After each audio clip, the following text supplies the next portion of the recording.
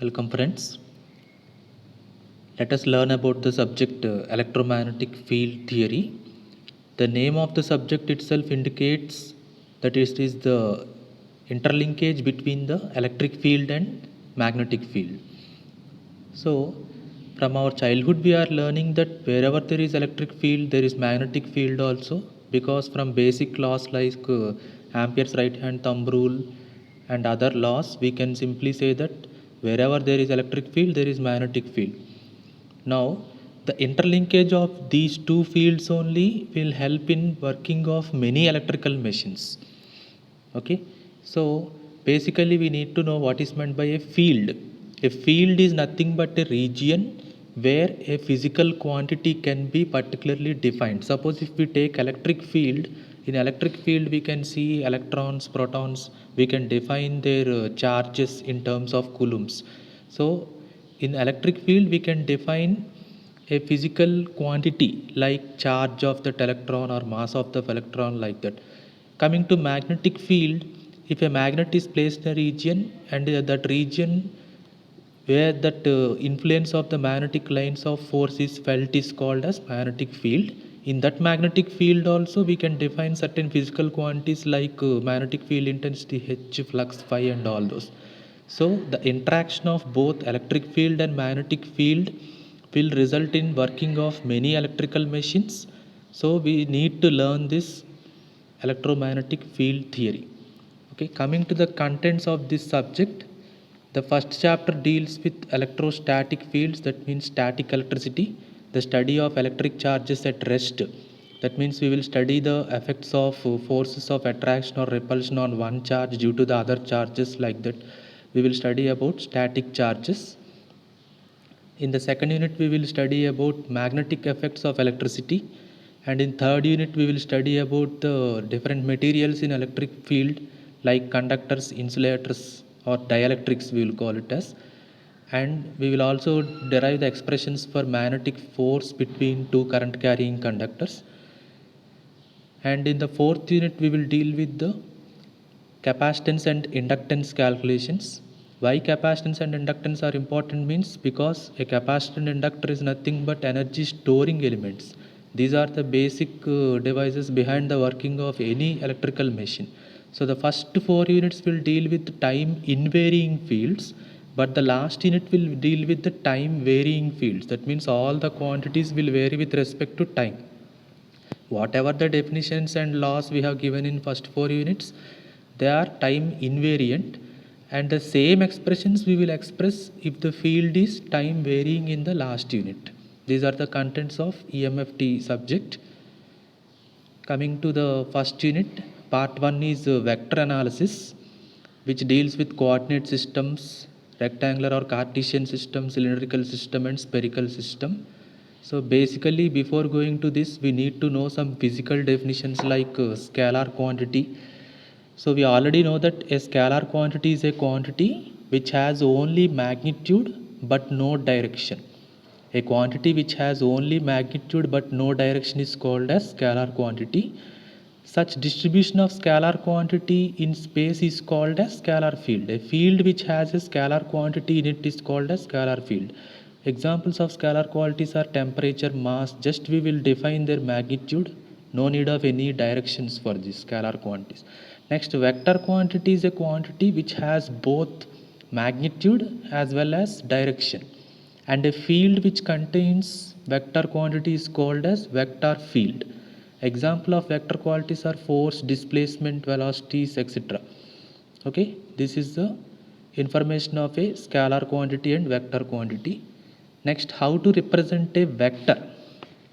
In our EMF subject, we will represent all the quantities in terms of vector. Vector means it has both magnitude as well as direction. A vector can be represented by a simple straight line with a arrow. See, you can observe here a simple straight line with an arrow. This is a vector, this is the starting point, and this is the ending point. The length of the line will represent the magnitude of the vector, while the arrow indicates the direction. So a vector has both magnitude and direction. See, the magnitude of this OA is nothing but R. You can see this. So mod OA is equal to R. This is the representation of vector. Next, unit vector. Normal vector is different, unit vector is different. The magnitude of unit vector is 1. The name itself indicates the magnitude of unit vector is unity or 1. A unit vector is used along with the main vector just to indicate the direction. Okay, a unit vector is used along the direction of main vector to show its direction. Suppose here we are having a vector OA. Now to indicate its direction, we can also represent a unit vector along this OA. This OA is the main vector and the unit vector along this OA is AOA. See, you can see here. The unit vector along the direction of OA vector is A suffix OA. This is the unit vector along the main vector OA, where OA vector can be expressed as its magnitude into the unit vector. What is the magnitude of OA? Already we have given R. So what is unit vector AOA? The main vector OA bar divided by its magnitude will give you the unit vector along that vector. Okay.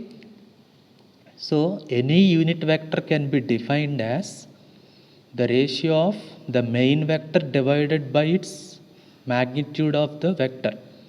Okay. Suppose here your main vector is OA. What is the unit vector AOA along that OA? OA vector divided by magnitude of the vector will give you the unit vector along OA. This is the information about unit vector. Its magnitude is always 1. This is mainly used to indicate the direction of any other main vector. Next, we will use all the 3 coordinate systems like Cartesian system, cylindrical system and spherical coordinate system to represent a point P in a 3-dimensional space. Any point P can be represented by using either Cartesian or cylindrical or spherical coordinate system. Every system has 3-dimensional spacing and every system is an intersection of 3 surfaces. What are those 3 surfaces? We will learn each of them individually. Next, in every coordinate system, suppose if you take Cartesian system or cylindrical system or spherical system, every surface has its own unit vector.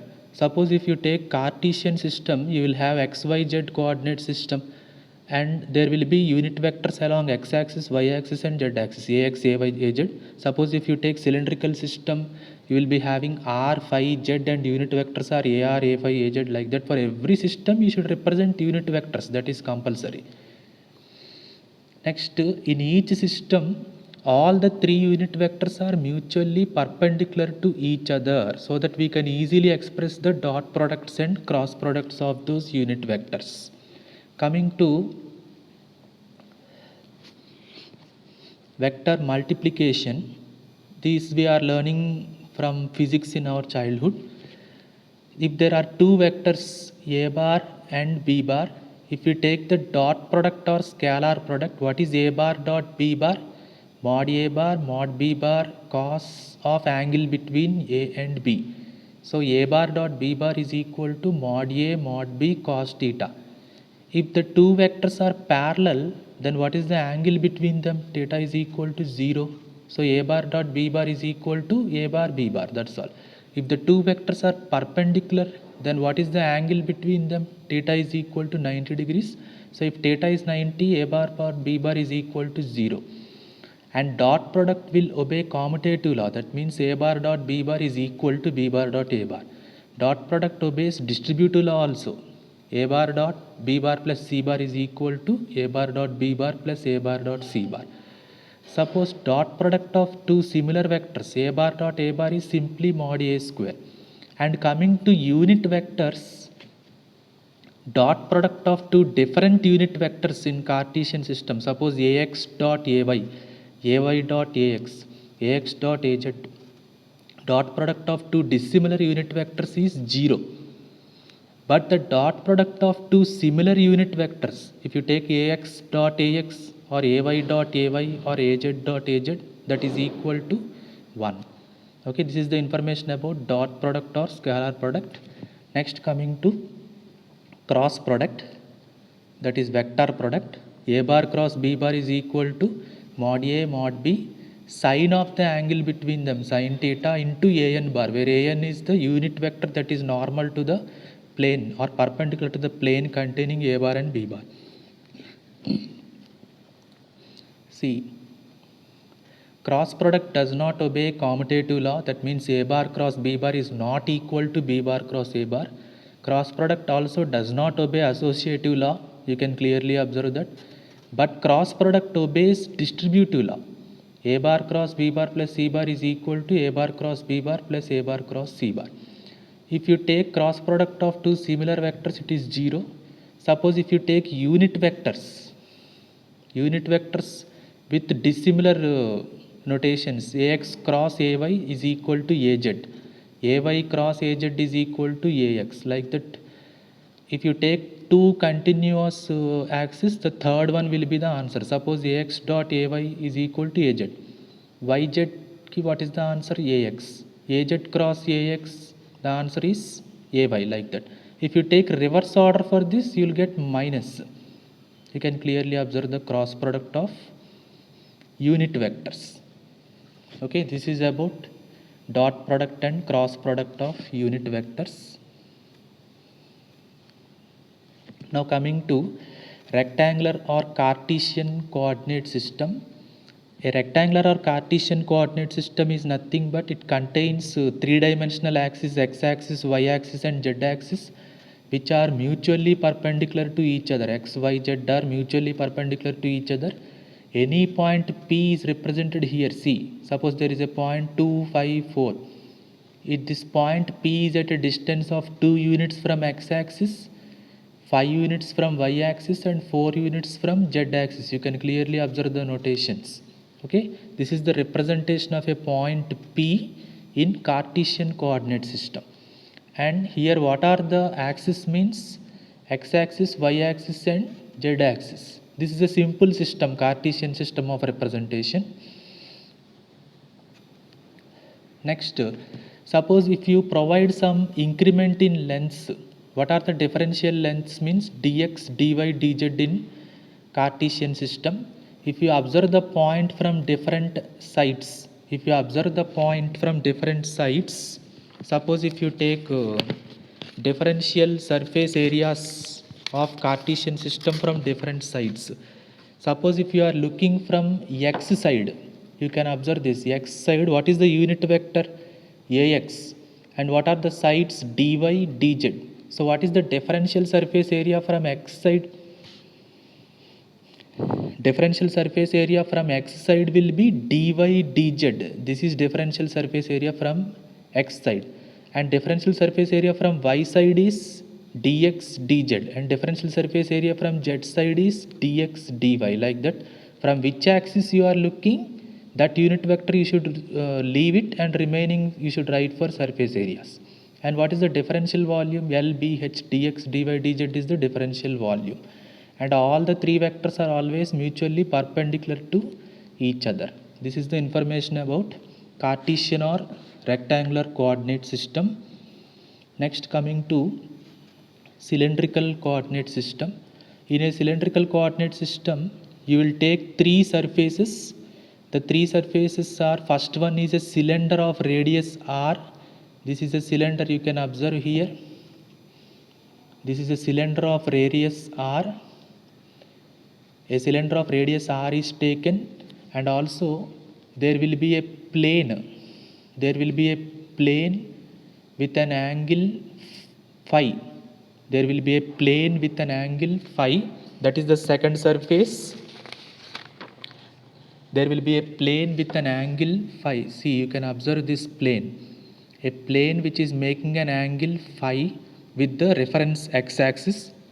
And the third surface is a plane of z equal to a constant. You can observe the plane z equal to constant. That means from the origin, how much height here it is there? Some z height will be there, no? Here there will be one plane. So what are the three total surfaces you are taking? One is a cylinder of radius r.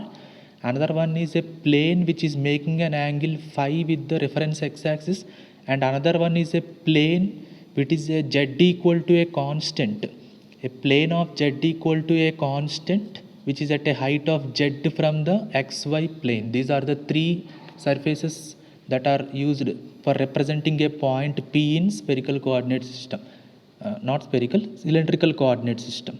So in a cylindrical coordinate system, you will have a cylinder of radius r, a plane which is making an angle phi with the reference axis, and a plane of z equal to a constant which is at a height of z from the xy plane. So in a cylindrical coordinate system, any point P, r, phi, z, see this r is the radius of the cylinder, phi is the angle of the plane. So this is the plane that you are showing, this is the angle phi, and z is nothing but the height. See, this is the height, at what height your point is placed, that plane. So any point P is represented as r phi z in cylindrical coordinate system. Okay, so r is the radius of the cylinder and phi is the angle of the plane from the reference axis, and z is the height of the plane, that is distance from the xy plane. Okay, this is the basic information about cylindrical coordinate system. And if you observe that cylinder, see this is the surface of the cylinder. What is the unit vector that is perpendicular to this AR? AR is the unit vector that is perpendicular to this, and remaining lengths of arcs are this. So the differential surface area when you look from R side is r d phi dz into AR, and the differential surface area if you look from phi side means that plane side, if you look, then this is the surface area formula from phi side, dr dz a phi. If you look from z side, that means towards the top z axis side, if you look, the surface area is r dr d phi az. These are the differential surface areas in cylindrical coordinate system. Okay, now the differential lengths in cylindrical coordinate system are dr, r d phi and dz. R d phi indicates the length of the arc, and the differential areas already we have mentioned in the previous slides, and the differential volume is LBH, r d phi dr dh. The range of the radius of cylinder is from 0 to infinity. These ranges are very important, and the range of phi is from 0 to 2 pi, and the range of z is from minus infinity to infinity. These points are to be remembered. Next, coming to spherical coordinate system. Any point in spherical coordinate system can be represented as r, phi and theta. R, phi and theta. Suppose r is the radius of the sphere that you are considering. See, any point P in a spherical coordinate system is the intersection of these three: a sphere of radius r, and a cone with half angle theta, and a plane which is making an angle phi with the reference x-axis. The intersection of all these three surfaces will give you a point in the spherical coordinate system. Suppose if I take a section of this sphere, a section of this cone and a section of this plane, then a point in this spherical coordinate system is represented like this. Here there will be your point P. Okay, so any point P in spherical coordinate system can be represented as r, phi and theta, where r is the radius of the sphere, phi is the angle of the plane from the reference x-axis, theta is the half angle of the cone which you are using for representation. Next, these are the surface areas. If you observe the surface of the sphere, the unit vector perpendicular to the surface is AR, and the differential surface area when looking from R side is R square sin theta d phi. Similarly, towards theta side, this is the surface area formula. Similarly, towards phi side, this is the formula for surface area, r dr d theta. Suppose if we provide an incremental length for the point P, suppose your main point is r, phi and theta. If you provide some increment for those points, r plus dr, phi plus d phi, theta plus d theta, if you provide that increment, this is the differential volume you are getting. So these are the differential incremented lengths These are the differential areas, surface areas when looking from different sides. And what are the limits for r, phi, theta? These are very important. The radius limit is always from 0 to infinity. Phi limit, angle of the plane from reference, is always from 0 to 360 degrees. And half angle of the cone theta range is always from 0 to 180 degrees. These are the ranges for the point representation in spherical coordinate system r, phi and theta. So these are the conversion formulas to convert a cylindrical coordinate system into a spherical coordinate system. These formulas are very useful in problems. This matrix representation is also very easy. Suppose if I want to transform a vector from Cartesian to cylindrical. Cartesian means they will give you the coordinates in x, y, z, and if you want r, phi and z, that means cylindrical values, you can use this matrix formula.